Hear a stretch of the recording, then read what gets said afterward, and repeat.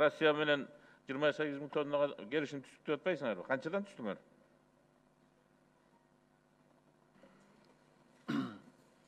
Чын акылынча ал жерде түзүлгөн контракт, матризер түзүлгөн контрактлар 4-5 контракт бар. Баасы ар кандай 218ден $250 чейин. Доставкасы DAF луговой, анан кара суу DAF. Жок, булардын баары эми чек арага чейин да. Луговойго чейин да. Луговой же кээ бир арзандыраак баалар 218, 225, 238 деген бул DAF луговой, андан уже өйдөрөөк 240, 248 деген баалар бул тиги түштүккө бара турган. Бирок баары келгенден кийин растамашка алып, энди салынгандан кийин үстүнө кошулат деген кеп да, туурабы? Билебесем канча чыгым болор. Мен муну бекер сурап аткан жокмун.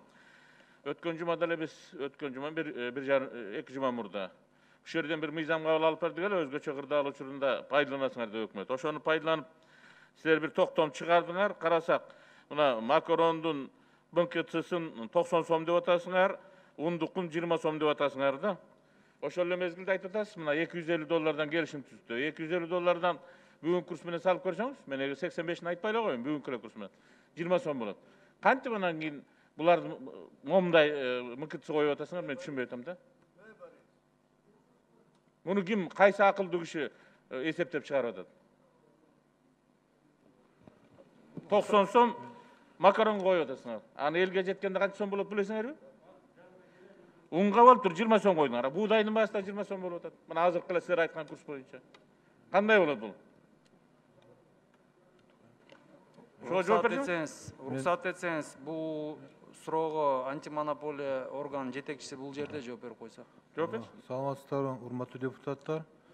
Унга болгон МКЦ ушул баа буга чейин коюлган болчу, бул өзгөчө абал кирелекти. Азыр ушул мукамолдордун ассоциациясы бизге кайрылуу болгон, азыр жакын күндөрдө биз кайрайбыз ал унга болгон бааны. Кече эле чыгарбадыңарбы силер? Кече чыгарганда 90 сом макаронго коюп атасыңар. Макаронго Өкмөт өзү 30 сом 50 тыйын, оптом мукамолдор 30 сом 50 тыйындан өйдө сатпаш керекти унга коюп атат. Анткени себеби анда силер таап берген баада. Силер бир өндүрүшчү менен сүйлөшпөй туруп эле өзүңөр ойлоп таап эле коюп атасыңар бааларды.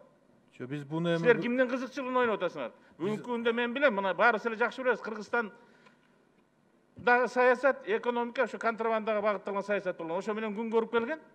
Ошо менен дагы күн көрөбүз деген саясат болуп атат да. Аны менен алыска бара албай турганыңызды көрүп атпайсызбы? Азыркы күндө көрүп атабыз да баарыбыз. Мына өкмөт көрүп атасыңар силер. Ошон үчүн жалдырап атасыңар.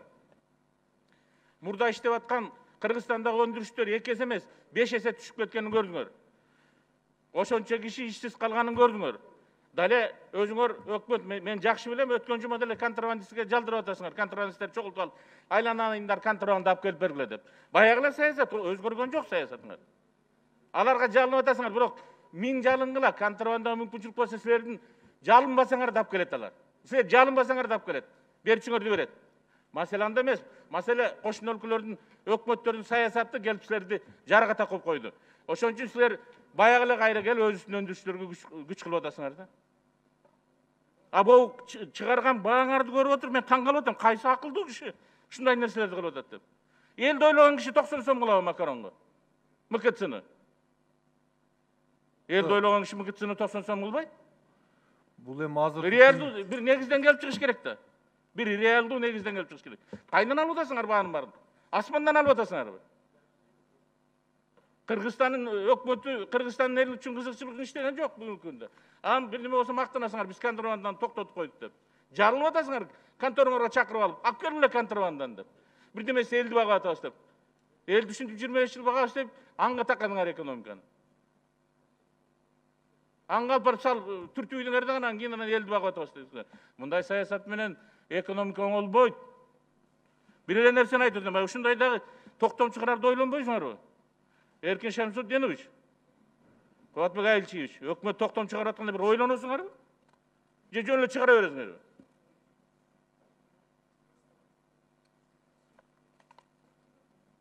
Мен билбесем бир жөн. Чакырып алып контрабандисттерге айтасыңар, контрабанданы алып келгиле деп. Алар аны тилеп келет силер сурабасаңар деле. Бирок казактын өкмөтү бербей өткөрбөй аткан үчүн айла жагаларда отурат. А силер биякта тамашалап Elдің тағдырын тамаша қылып отырсыңар. Өндірішті өлтіріп отырсыңар.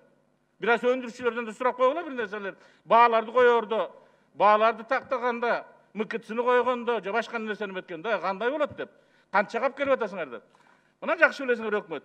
2 жұма bir bank dollar satпай. Ошо öndürüşçüler dollar ала албай, сыры алып келе албай отырышты ғой, жалдырап. 85-ке шыққаннан айынан сатышты банктың бары тең. Жаны білбейсіңер бе? Жақсы білесіңер анындағы.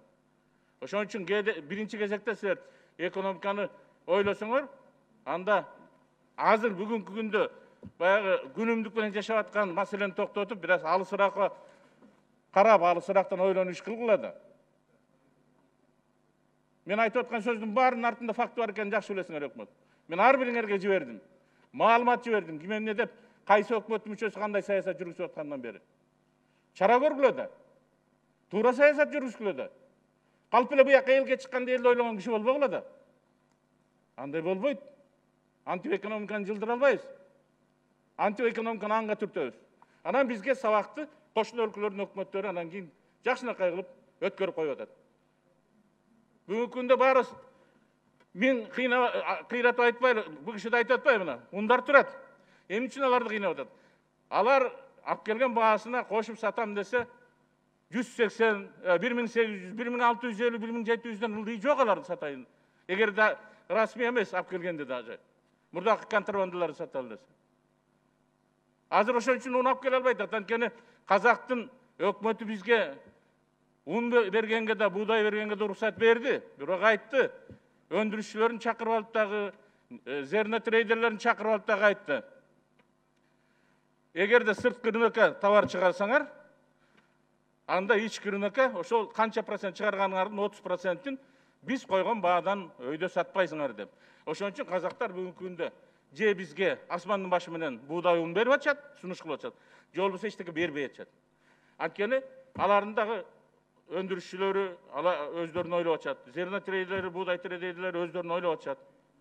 Ошон үчүн аяктагы кырдаал ошенткен үчүн биз оруско бардык. Мына орустар дел ошол эле мен айткан бааны айтып атпайбы? 250'den ылдый айткан жок. 220 доллар ал курсуңа эртең өзүп кетсе, эртең эле 250'den ашат. Анан кийин силер кимди кыйнап атасыңар? Баягы эле ата мекендик өндүрүшчүлөрдү кыйнап атасыңар. АКС'ти жибересиңер, Финполду жибересиңер. Алар эмне кылат? Алар эмне кылат? Рахмат. Салык жибересиңер. Эми муну айтып коюш керек. Анткени себеби бүгүнкү күндө өкмөт өздөрүн ак көргөзүш үчүн крайний кылып кимди айтып атышат? Ишкерлерди крайний кылып атышат. Ошолорго көргөзүп ушулар силердин тагдырларыңар менен ойноп атат деген сөздү ошол жака буруп коюп отуруп атышат да. Алардын тагдыры менен өкмөттүн саясат ойноп келатат ушуга чейин. Ошон үчүн ушундай күнгө кептелип атабыз.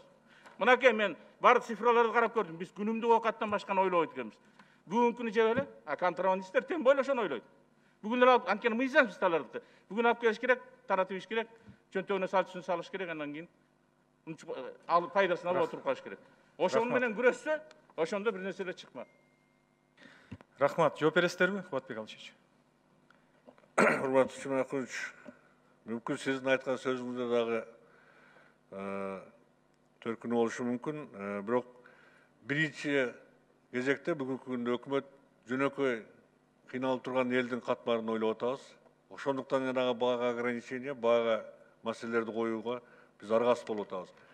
Андан сырткары сиз айткан өндүрүүчүлөрдү, сиз айтып аткан отраслды кармаш үчүн канчалык критика болгонуна карабастан өкмөт 800 миллионго чейин акча каражатын бүгүнкү күндө сиздерге колдоо иретинде берип атабыз. Андан сырткары жанагы айтылган Россиядан бүгүнкү күндө Кыргызстанга buğday алып келүү боюнча 100 миң тоннага бүгүнкү күндө биздин сүйлөшүүбүз бар. Ошонун 28 миң тоннасын алып атабыз. Калганын сиздерге дагы айттык, мукамойщиктерге. Сиздер алыңыздар.